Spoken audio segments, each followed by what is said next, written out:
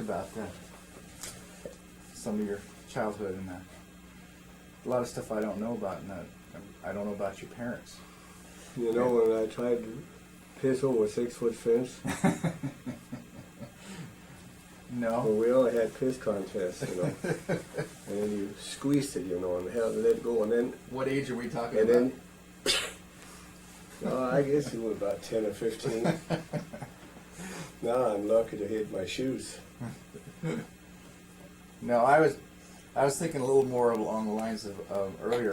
Oh, you mean this is on already? Yeah. You gotta be kidding. No, it was good stuff. I'm gonna show that all to your elk friends there. No. I didn't think you started it. Yeah. You're gonna have to Yeah, this is all practice. Well, cut that. I'm not gonna do it. I use it for. Wow. What's your parents' background? Where did my parents come from? Yeah, I don't know anything about. They were both farm families. Both right out on the farm country. Yeah. But both of them. Both the farms are still standing outside. Do you know? Henry. Do you know where they met up with each other? Through the farm or through The school? only thing I know is that when they had their wedding at Went Church, the little church in Went, they went there in sleighs pulled by horses. Oh, no kidding. Yeah, that's all I know. When was that? I wasn't there. Yeah. You came shortly thereafter. My dad was born February 27, 1890 in Gunnerup. Gunnerup, Denmark. And they were just small farms, and there was, of course, 5 brothers and 2 sisters. A little in that old-fashioned big house. Yeah. And my mother was born in Went, at a bigger farm, and there was Uncle Peter, Uncle Care, Aunt Tina, Aunt Mustahanas, Yeah. and they were the Boo Anderson family, and she was born. They were all at the same farm together. Yeah. Musta Anas was there too. Oh yeah, Okay. and they were also farmers. They were a bigger farm, and I think they both graduated from 6th grade in school. Mm. Highly educated people. Yeah. But they did well. Yeah. And my mom was born August 22nd, 1895. 103 years ago. And I don't really remember when they were married, but Yeah. then there was my brother and I. Do you have any idea how your parents linked up with each other? Or? No. No. I don't know anything about it. So when was your brother born then? Burr was born March 25th, 1919. And then we had late in there, when I think I was 15 or 16, and my brother was 19. And we had a younger brother, but he died at birth. I didn't know that. Yeah. Hmm. Did he have a name? His name was Peter. So Peter was named? Yeah, he was named after my dad. Hmm. My dad's name was Peter Christian Pedersen. But the Tom Olsen and Nissens on that side, and Burr, B-U-U-R, and Anderson, and Osberg's on the other side. But we go back, I have the papers in that we go back clear to the 16th century. And for the most part, it's stuck right there. You're the one that kind of broke away from the continent. They moved. They were movers, though. They moved did? about 50 miles away from home. Yeah. And so when you were born, when? May 7th, 1923. And I don't remember much about that. But you remember growing up with your brother, I'm sure, and things. Oh yeah. Now, by the time you were born, were your parents still on farms, or? My father and mother really never did work on the farm. When they were young people, they broke away. My mother, she worked a lot in as a cook. Yeah. He cooked for people. Okay. In Herning. Mm-hmm. And my dad became a chauffeur, and then eventually got his own business, limousine business. And he used to have 2 or 3 American cars. He always bought Nash cars. And he would take, like, American tours coming home, you know, in the 30s. He would take them on long tours down to Germany and France. He started that on his own? Oh, yeah. And my uncle, Johannes, was his partner in the business. Later on, he went into the automobile business and worked for Ford Motor Company for a long, long time. And then, of course... Do you remember about how old you were when that started? Well, it was in the 30s, you know. Mm-hmm. I was, ever since I was a youngster, you know, we were around automobiles. Do you have a lot of vivid memories of your childhood? Did you play? You and your brother, did you play a lot together, or were you, because of the age difference? He was 4 years older than me. Yeah. He always irritated me. Yeah. He was a good guy. But, Just had different interests, maybe, or yeah. I had hundreds of friends, and he was more reserved. You know.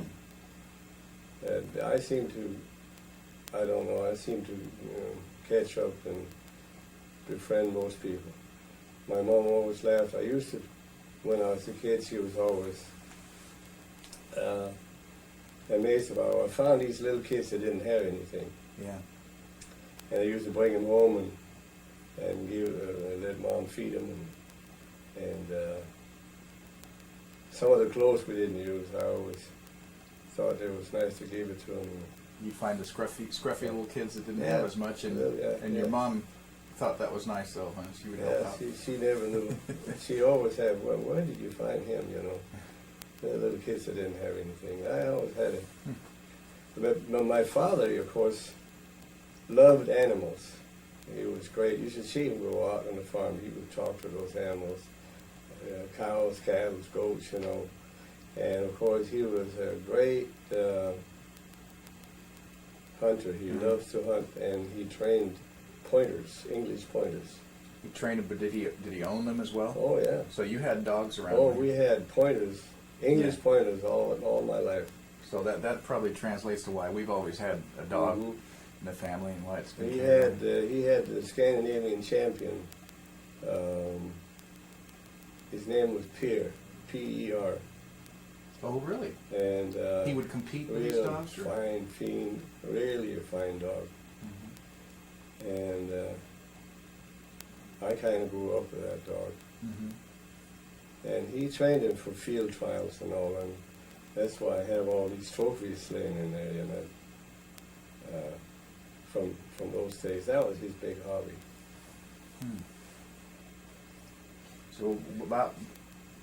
So you did in sports? Were you in sports? Well, yeah, this is something that I started back in the early 30s, you know, as a boy, you know. And my brother was a great gymnast.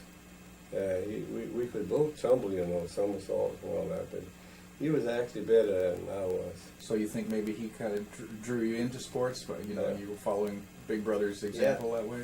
And I joined the local club, you know, and we... Now, a local club, they had something outside of school? It was a track club or something? After I was through school, this is why I really got interested in track. Yeah. And, of course, I ran the hurdles. I became rather good at it.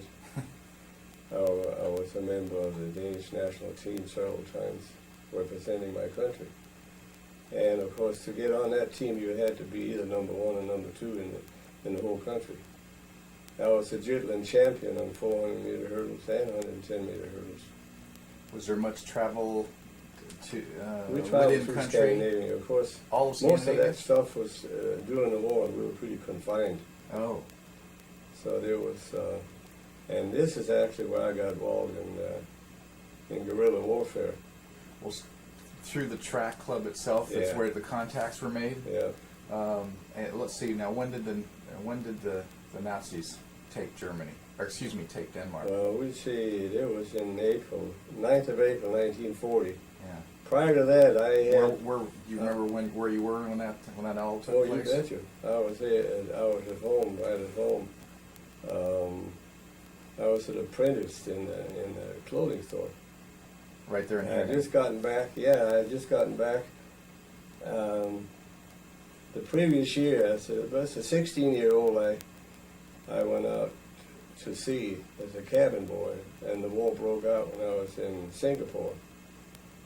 And on the way home, of course, we got attacked by the German submarines, and across the North Sea, floating through mines and the wolf pack. Pretty scary for a young teenager. Yeah, I got broke in quick and young. Yeah. Well, it was probably a lot of things you learned on that trip, seeing the different countries and how other people lived. Yeah. I imagine Singapore was a little different than the way I it was in Denmark. sure like to get back to Denmark. Yeah. But we rounded the northern tip of Jutland, and I remember seeing the lights because we were in London there for about 3 or 4 days, and everything was darkness. And then come back to the light, it was quite exciting because Denmark at that time was not occupied yet. So we got around to Aarhus, Denmark, and my dad and mom was there and yanked me off the ship. And then I became an apprentice in a clothing store. Well, when you say you were yanked off the ship, had you signed up for a certain amount of time? No, I wanted to go out again. Oh, and they said no way. No. Yeah. That war was on, and it was getting pretty serious. Yeah. Of course, a few months later, the Germans stormed in over the borders, and they had the whole country in one day. Yeah. My brother was in the infantry at the border, was captured right away. And How did you find out about that? I mean, you must have been, the whole family must have been nervous about what happened to them. for a few days, we didn't know what was happening. And then the first part of the war came, we couldn't do anything. We were totally helpless. They were running over everybody. Yeah. And then through the You saw no end to it. You could just see them no, owning the country from they then were on. gulping up one country after another, bombing England and going east, clear into Russia. Because that was their downfall too. Yeah. But you didn't know that at the time. All you knew No. was your country was... And we got totally Occupied. isolated. Everything was controlled, all the papers, everything. We didn't get any facts.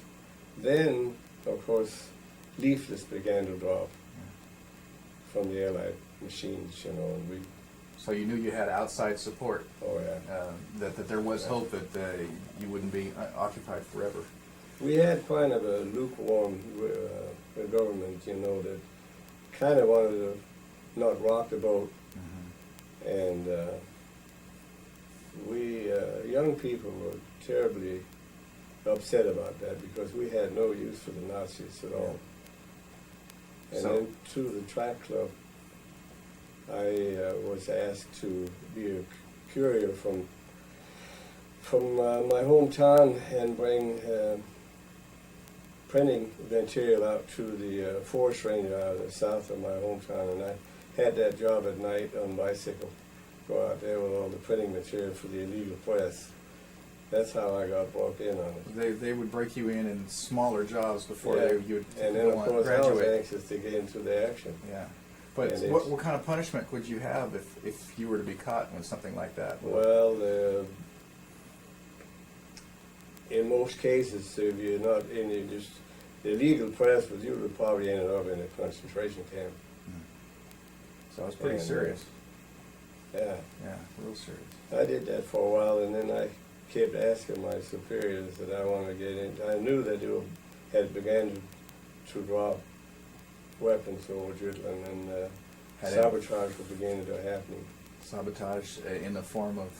Blowing up railroads, destroying factories that were forced to work for the Germans, that made any kind of thing for the German war machine, and machine shops, carpenter shops that did things for the German Wehrmacht. all that kind of thing made life kind of tough for everybody in Denmark, I Yeah. imagine, because there were repercussions for everybody. Sure. Yeah. So, And, but you still want to be yeah. part of it. oh yeah. And then what kind of stuff did you graduate to then? Well, then I got involved in airdrops, and that was where you sat with your ears next to the radio from BBC London. Bum, bum, bum, bum. Yeah. And we'll get a code name, and then when I got that code name, I was supposed to be at a certain spot. We never went together to that drop zone, one at a time, bicycles, not in groups, and we split in groups too. Well, how much would they drop if it was just one person? No, we met there. You met there, but you would all go. We never did go Okay. there together. Oh, okay.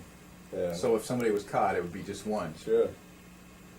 And we did, a lot of time we're not supposed to know each other Yeah. because that could unravel Yeah. the whole project. All right. So you'd sit out there in the dark. Usually the best airdrops was when there was clear, full moon. Yeah. And we had a clearing in the plantation, usually trees all around, and we had a long clearing. There was a light on each end, and then one red light for wind direction, so they could tell where to drop it, the limitation of where to Okay. drop it and where the wind was Oh, coming. so you actually had lit up markers out there. Not a lit up, flashlights. Flashlights. And they would come in, Direct at them. and they could find it. Yeah. And they're not useful. They usually didn't signal to us because there was the German air base were all around us, and Yeah. the German night fighter was swooping around too, and unfortunately knocked a lot of them out too. Mm. But it was just a flashing light. Yeah. And I recollect on my first airdrop that saw this big flashing light in the nose of the airplane. I said, oh man, I wish I could be up there with them. Yeah. They were Sterling bombers. They were real maneuver. They could fly slow, Yeah. big 4 engines, nice and quiet, throttle back. Pretty good with precision on These dropping. guys were in mist. I never could figure out how they found us. We had no GPS, no omnis, no nothing. Yeah. It was strictly navigation by the stars, and they found that one spot in that one place at night. And flashlights. Yeah. and how often did you? Was there a favorite spot that they would drop, or really did you move around? We moved around because sometimes they'll discover, Yeah.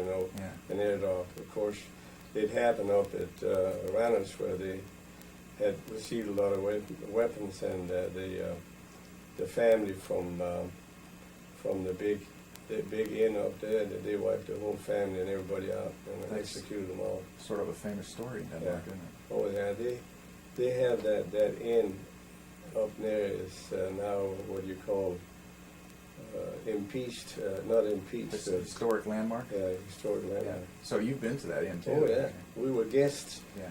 Mom and I were guests there in 1995. We met the granddaughter That's of the special. family. Yeah. Yeah.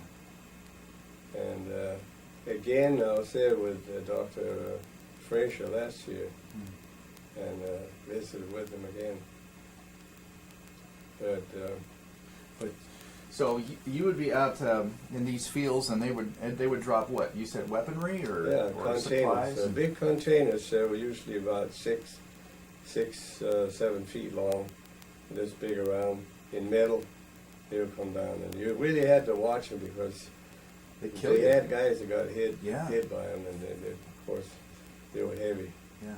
So we opened them up, and they was usually P4, plastic bomb material. Sometimes they started putting bicycle tires. See, we couldn't get tires for our bikes in those days. And Hershey bars and stuff. Yeah. They were too dangerous. Yeah. They quit doing it because the Danish underground leaders asked not to do it anymore because the Germans spotted a guy with new British Dunlap tires on his bike, That was a giveaway. Yeah. So we had to be careful with that. And Now, if you're out there with your bicycles and you're getting these big containers coming Mhm. down with supplies, how And would then- you had so many people there that you could yeah, you there could was usually 12 or 15. get all And the then stuff we out? distributed it we used to hit it in haystacks, and then they were later moved into to barns of the friendly farmers that we had working with us. Yeah. And from there, it was distributed and cleaned. The weapons were cleaned, and I was involved in that also. And the Germans were patrolling out the street right next to us. And then when did you get involved in other stuff beyond pickups? Then I moved to Violet to the athletic track college down there in the mid '44, and come to find out most of the students of the college, they were underground, you know, and we pretty soon formed our own groups down there. Your folks had no idea what was going on. They knew, but they never asked me. They didn't want to. They didn't want to know. They didn't want to know. No. Yeah. And that's why I got involved in sabotage. Yeah. And that was mainly blowing up railroads. We did a good job of that. We kind of paralyzed most of the railroad traffic throughout Jutland. And there's actually a filmmaker that actually captured you on film doing this. And yeah, that was the principal of the school was a real camera enthusiast, with moving cameras. And that's pretty. at great risk, you know, him and his family, he took actual pictures of some of the actions that we went out on. Or when we were out shooting our guns, you know, and practicing, you know, it was quite risky. Which is, that film, though, is some of the only existing film of These the underground. Pretty much historical documents now. They're in the Danish archives. And I didn't know about them until we went home in 1995. I had never seen them before. And how is it you first saw this film then? You were well, at a dinner? Or? You know, it is a funny thing. Mom and I were sitting in the theater. I didn't know what they were bringing us into. Yeah. We got into this big theater down at the school that I went to. Yeah. And they said, "We got something you want to show you," you know. And then Mom says, "My God, that looks just like Mikey." I realized that was me. They're doing different things, you know. Yeah.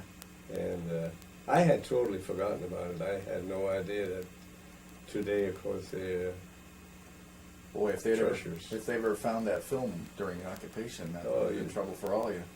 Yeah. So this is why we had different ID cards too. Yeah. But the Germans were pretty good at unraveling. They were really beginning to dig into it, and unfortunately we had countrymen that were Nazi sympathizers, and they were really a great burden to us. Turn you in. And that's when the liquidation group started in. And there was groups that was sent out to, when they were absolutely sure that there was traitors involved, you know, they were death sentence to them. And these groups did a pretty good job at it. Yeah. As a matter of fact, I was asked to join one of those groups. The war ended by the time I got involved in that. But you would have. Oh, you betcha. Yeah. I'd have had no problem with it. Yeah. Because you were losing patriots as a result of these guys. Yeah. They were the enemy, and they were the worst, because they were traitors to the country too. Yeah. And then in May 5th, 1945, then everything was pretty much over. Yeah. And that was the glorious days. You knew it was coming too, didn't you? Oh, you got the word that there was great progress in the mainland. There was time that we came out a little bit too early, you know. Ooh. And we had to pull back in. I also got my ass shut off, you know, a few days before the war was over. What was that all about? Well, what's the story behind that one? Had one of our young freedom fighters thrown a hand grenade up in an armored car, One of these guys right here. Yeah, one of these little things here. Yeah. And due to that, you know, the Germans got pretty upset, and that was understandable because there was no reason for it. Yeah. But we had some guys that were a little more anxious. And my superior, Holger Denger, who later became the Danish general, we went to investigate. Yeah. And we had our weapons in the car and all. And I remember Holger walked up to the German officer there, and instead of negotiating or talking to him, you know, I see they disarmed him, and I began to rev up the car and take off, and they start shooting. So I figured I'd better stop. And he yanked me out of the car and took our weapons away and lined us up in the schoolyard and that, and close to that farm.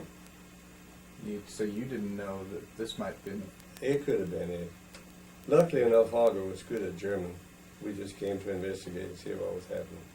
Because at that time, the Germans knew they were over. It was pretty much over, so I think maybe they held back too. So if it was earlier on in the war, that might have been it right there. So anyway, then of course it was some birthday present because it was actually all over with May 7, 1945. Yeah. I was 22 years old. Dancing in the street and everything. Oh man. Yeah. And then my mom and dad came down and they put flowers on all of us. And Yeah. but you know, this funny thing came that after it was all over, you know, we were not really, it was just, let's forget it all and go back to work, you know. Yeah, We were never really recognized. not right away. No. But that was And, just, it was an expected thing to fight for your country, I guess. Yeah, but, for the most part. A lot of people looked at us as a bunch of rebels. Troublemakers? Yeah. Yeah. And we weren't, of course. Most of these young people that was involved in all this, they were not the young hoods, the street corners. We couldn't use them. Yeah. They were all young people from the business world, from the track clubs, people that you don't suspect really go in for that sort of thing. They're the ones that did, and the surprising part of it was some of our greatest patriots was in the medical field, the medical students, and young people of the cloth, you know, they were studying to be ministers. A lot of those were deeply involved in it. And but the enlightening part was 50 years later when Mom and I went back. Boy, did we get honored. That was amazing. Yeah. And that was But when you had to survive another 50 years to get it, though. Yeah. all those friends that didn't make it that far never really saw that. I had one of my best friends down there I lost on the last action. It was 29th of April, 1945, 6 days before it ended. And he got killed on an action at the time it blew up where it was. And it was really kind of sad. It should have happened. Yeah. But There's a lot of stories they like just that. laid him and let him die. They never tried to help him. Mm. They threw him in a jail cell down in Kolding, Denmark, and just let him He lay was there. wounded. We didn't know what he was. Mm. We didn't. But And all this time that during the war, you were still at the clothing store in the daytime. yeah, Clothing store in the Work. daytime and track, and Track, then in and the night doing the underground. yeah. Now I have heard you tell me before that you used to do some things with that clothing store that made the owner nervous. What was that all Oh about? yeah. Well, I think if I recollect, I'd hidden some weapons under the cash registers in the store. I never heard that. And Did he discover Well, them no. or something, or he saw them there? Or you know, I can't even Yeah. recall it one of Yeah. them. I got in trouble over it though. Well, what about So you did decorations as well. Yeah, You I was a did window trimmer. Okay, so Yeah. what about the window trimmings? Did you? Oh, that's funny, son. I forgot all about that. I used to use a lot of LI colors, red, white, and blue. Like I had made flowers, you know, with, in cardboard with the red, white, and blue insignia of the Royal Air Force in flowers and decorated around them, and all kinds of patriotic things. And the guy that had the hardware store across the street came over to my boss and said, "You got to get that goddamn kid to stop that. These Germans are going to blow up all our stores if you don't stop it." But, you know, they never caught on. Now, I don't know what happened. I had a lot of these pictures I had saved, but when I came to America, of course, I don't know where they went. Maybe you're on them. I don't know. Well, now you say the guy with the store, the hardware store across the street, he knew what was up. Oh, they all knew it. Everybody knew what all the was doing. citizens knew what was going on Oh, when sure. they saw that in the window. They could Yeah. figure out. Yeah, they were worried about, you know, retaliation. Yeah. Because the Germans would do that. For instance, unexploded bombs from a railroad, if they found them unexploded, they would take them and blow up something dear to the Danes, a building, or they'll use those bombs for that. Yeah, there are quite a few. I know that there was a tower outside of Odense. Observation tower Oh, was yeah. one thing that had been knocked down, Yeah. and also Tivoli, the beloved amusement park in Copenhagen, And you know, suffered. unfortunately, they were done by mostly by Danish traders in supervision with the Germans, of course. Yeah, they were blowing up all parts of Tivoli Garden. So I can see why everybody was happy to have that over with in 45. And we got them running. Yeah. Boy, their days were short. I personally caught one guy outside of the track college, and I recognized him. He was a Danish and world champion 10,000 meter runner, and he was fascinated with Nazism and became an officer in the German Wehrmacht. Not the regular Wehrmacht, but the Nazi troops. And, you know, was basically a traitor. Well, after everything was in a panic, you know, he stripped his clothes, of course, and put civilian clothes up, and was coming up to the track college to hopefully get shelter from Sven O. Thompson, our principal of the school, because they were friends in track, and he was going to hide there. I recognized him. We jumped out of the car, and I got him. You already knew that he. Oh, sure. Yeah. And I don't know what they did. They gave him maybe 6 or 8 years in prison. I'm not sure. Harold Nielsen. I can still see him that day. And I put my bird gun on him. Did you held him there, or you had to take him in somewhere? Yeah, or? we took him. Took him in. Yeah. Want to take a break? Yeah.